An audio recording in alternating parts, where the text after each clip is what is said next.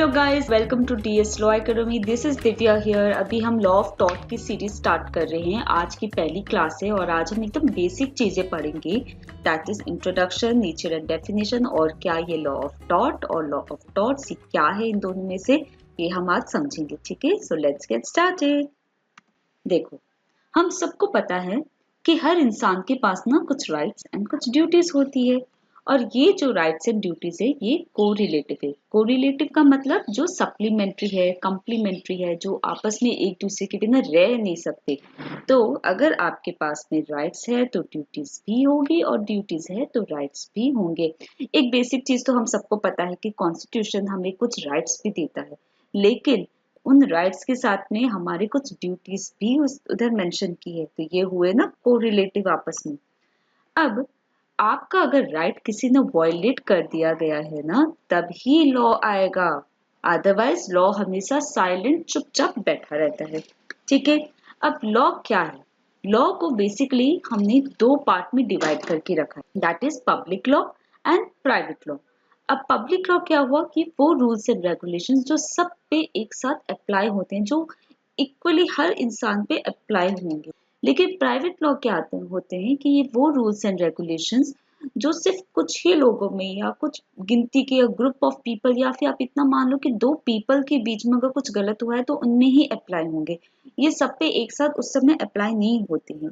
और टॉट क्या है? टॉट is a branch of private law. ठीक है, जो क्या करता है, it focuses on interpersonal wrong doing primarily between private persons. इसको आप ऐसे समझो, ए ने बी के अगेंस्ट में कुछ रॉन्ग कमिट किया है तो टॉट अप्लाई होगा। लेकिन अगर मान लो ए ने कई सारे लोगों में, मान लो 100 लोगों में एक साथ उसने कुछ गलत कर दिया है, तो फिर टॉट अप्लाई नहीं होगा। क्यों? क्योंकि ये 100 लोग सारे प्राइवेट पर्सन में काउंट नहीं आएंगे, तब ये पब्लिक लॉ में आ जाएंगे, तो फिर पब्लिक लॉ अप्लाई होगा। ठीक है, इतना बेसिक चीज समझ में आई। अब टॉट क्या है? ये जो टर्म है ये लैटिन टर्म से डिराइव हुआ है, दैट इज टॉटम, जिसका मतलब होता है टू ट्विस्ट। और टॉट का इंग्लिश में इक्विवेलेंट टर्म है रॉन्ग। अब रॉन्ग तो हम आए दिन यूज करते ही हैं। लीगल टर्म में अगर हम बात करें तो रॉन्ग का एक अलग डेफिनेशन है, ये है when a person does not oblige his duty and does something else. मतलब इसको आप ऐसे समझो कि दो लोग सड़क में लड़ रहे हैं, लेकिन अब यहाँ पे फोटो में क्या दिख रहा है आपको कि पुलिसमैन इन दोनों लोगों को रोक नहीं रहा है, वो बस देख रहा है। तो पुलिसमैन की ड्यूटी है कि इन दोनों को रोके, but he has committed wrong because he is not obliging his duty but is doing something else. अब wrong जो है ये दो टाइप के होते हैं, फिर से civil wrong and criminal wrong. Civil wrong commit हुआ है तो हम क्या देंगे? कंपनसेशन या फाइन। और क्रिमिनल रॉन्ग होगा तो हम क्या देंगे? पनिशमेंट देंगे। ठीक है, तो और टॉट क्या है? टॉट इज अ सिविल रॉन्ग, इसमें हम फाइन या कंपनसेशन देते हैं। अब टॉट की ना दो लोगों ने बहुत ही इंपॉर्टेंट डेफिनेशंस दी है। तो ये क्या है? ये दो लोग हैं, सामन एंड विल्फिन। सबसे पहले हम सामन की डेफिनेशन समझते हैं। सामन बोलते हैं दैट टॉट is a civil wrong for which the remedy is a common law for unliquidated damages and which is not exclusively breach of a contract or breach of a trust or other merely equitable obligation. Liquidated और unliquidated ये दो term है। ठीक है, liquidated का मतलब होता है प्री डिसाइडेड, और अनलिक्विडेटेड मतलब नॉट प्री डिसाइडेड, जो पहले से डिसाइड नहीं किया गया। तो सामन क्या बोलते हैं? दैट टॉट इज अ सिविल रॉन्ग। ये तो अभी हमने पढ़ा पीछे के लिए, ये सिविल रॉन्ग है। ठीक है, क्रिमिनल रॉन्ग नहीं है, हम इसमें फाइन या कंपनसेशन देते हैं। और जब ये सिविल रॉन्ग हो गया है, कमिट हो गया है, तो हम इसको ठीक कैसे करें, इसको हम रेमेडी कैसे करेंगे? ये होगा कॉमन लॉ के थ्रू। ठीक है, जहाँ पर कुछ कॉमन लॉ मतलब कि कुछ कोडिफाई नहीं किया गया, कुछ laws and rules and regulations होते हैं जिसको कोडिफाई ही अभी तक नहीं किया। टॉट उनमें से एक है। और ये और एक बात बोलते हैं कि टॉट वो सिविल रॉन्ग है which is not exclusively breach of a contract और breach of a trust and other merely equitable obligation.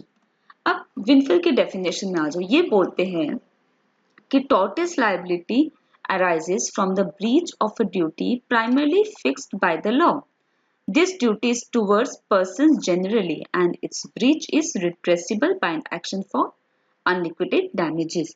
मतलब ये क्या बोल रहे हैं कि लायबिलिटी तभी अराइज होगी जब लॉ ने आपके ऊपर कुछ ड्यूटी इम्पोज कर दी है और आप वो ड्यूटी ही नहीं की, उसकी ब्रीच कर दी। और ये कौन सी ड्यूटी होगी? ये वो ड्यूटीज है जो सब पे अप्लाई होती है। ये it is duty that is towards person generally. और अगर आपने ये ड्यूटी ब्रीच कर दी तो हम इसको कैसे ठीक करेंगे, कैसे रेमेडी इसके देंगे? By unliquidated damages. एक सेक्शन है section 2M of limitation act 1963। सिर्फ यहीं पर ही डिफाइन किया गया है कि टॉर्ट क्या है।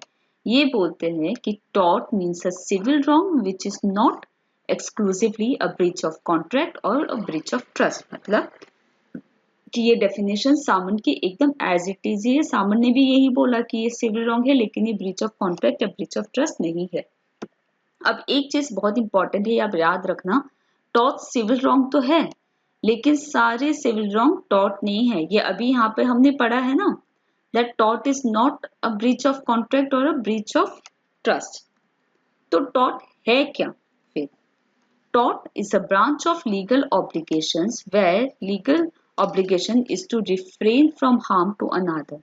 If the harm is done, compensation is imposed by force of general law and not by agreement. आई बात समझ में कि ये कुछ लीगल ऑब्लिगेशंस है कि उसमें ये बोला गया है कि हम किसी को नुकसान या हार्म नहीं पहुंचा सकते, और अगर हमने हार्म पहुंचा दिया तो हम पे कंपनसेशन इम्पोज होगा। और ये कंपनसेशन कौन इम्पोज करेगा? बाय जनरल लॉ, कोई एग्रीमेंट के थ्रू नहीं होगा।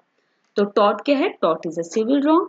It is other than a mere breach of contract or breach of trust, and it is redressable by an action for unliquidated damages.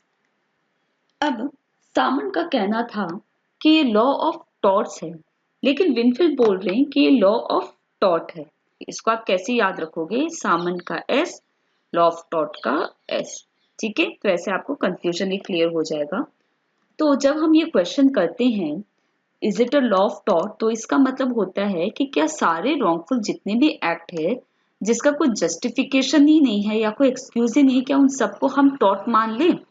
और अगर हम जब ये क्वेश्चन करते हैं कि क्या ये लॉ ऑफ टॉर्ट्स है, तो इसका मतलब क्या होता है कि कुछ स्पेसिफिक रॉन्ग्स है, अगर उसके कुछ प्रॉपर जस्टिफिकेशन हम नहीं दे पाते हैं तो फिर ये टॉर्ट नहीं है। अगर जस्टिफिकेशन दे पाए हैं कि ये स्पेसिफिक रॉन्ग प्लेस हो रहे हैं, सही है, तब तो ये टॉर्ट काउंट होंगे। ठीक है, अब देखो विनफील्ड बोलते हैं कि लॉ ऑफ टॉर्ट है। ये क्या एक्सप्लेनेशन दे रहे हैं कि मान लो मैंने अपने नेबर को इंजरी दे दी और वो कोर्ट में जाके मेरे अगेंस्ट में सू कर दे कि इसने मेरे साथ टॉर्ट किया है, चाहे उस टॉर्ट का कुछ नाम हो या नहीं हो, डजेंट मैटर। अगर मैं अपने एक्ट का कोई लॉफुली जस्टिफिकेशन नहीं दे पाता हूँ तब तो मुझे कंपनसेशन देना पड़ेगा अपने नेबर को। लेकिन अगर मैं उसी एक्ट का अगर लॉफुली मैं उसको जस्टिफाई कर सकता हूँ तो फिर मुझे कोई कंपनसेशन नहीं देना पड़ेगा। लेकिन रामन की थ्योरी है ना, वो थोड़ी अलग है। उसको हम थोड़ा सा ना लिमिटेड बोल सकते हैं, थोड़ा नैरो बोल सकते हैं विनफील्ड से। वो इसीलिए क्योंकि इन्होंने ना एक थ्योरी दी है, पिजन होल थ्योरी।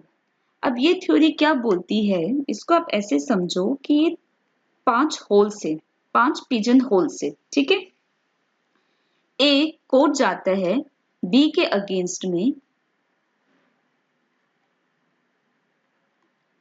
कि बी ने मेरे साथ एक टॉर्ट कमिट किया है, तो कोर्ट ए को बोलेगा कि ठीक है, आप एक काम करो, आप ये बताओ कि बी ने जो टॉर्ट कमिट किया है, आप क्या इनमें से किसी भी एक पिजन होल में क्या आप उसको सक्सेसफुली प्लेस कर सकते हो क्या? अगर ए सक्सेसफुली उस टॉर्ट को इनमें से किसी में भी प्लेस कर देता है तब तो बी लायबल है कंपनसेशन देने के लिए। लेकिन अगर ए सक्सेसफुली प्लेस नहीं कर सकता इन पिजन होल्स में तो फिर कोर्ट बोलेगा कि बी लायबल नहीं है, इसलिए बी अब आपको कोई कंपनसेशन नहीं देगा। तो सामन क्या बोलते हैं? Liability arises only when the wrong is covered by any one tort. If plaintiff can place his wrong in any one of the pigeonholes, he will succeed. This is called pigeonhole theory. If the plaintiff's case cannot be placed in any pigeonhole, the defendant has not committed tort. फिर Winfield ने क्या किया ना, इन्होंने अपना stand थोड़ा सा modify कर दिया और इन्होंने कहा कि देखो हम दोनों की जो थ्योरीज है वो करेक्ट ही है, लेकिन जो मेरी वाली थ्योरी है लॉ ऑफ टॉट, ये सामन की थ्योरी पिजन होल थ्योरी से थोड़ी सी ब्रॉड है और सामन की जो थ्योरी है ये नैरो हो जाती है। सो आई होप आपको आज का लेसन समझ में आया होगा। अगर आपको कुछ भी क्वेरीज है तो आप मुझे नीचे कमेंट सेक्शन में लिख सकते हो, मैं उसको रिप्लाई दूंगी। मिलते हैं नेक्स्ट क्लास में। Till then bye bye.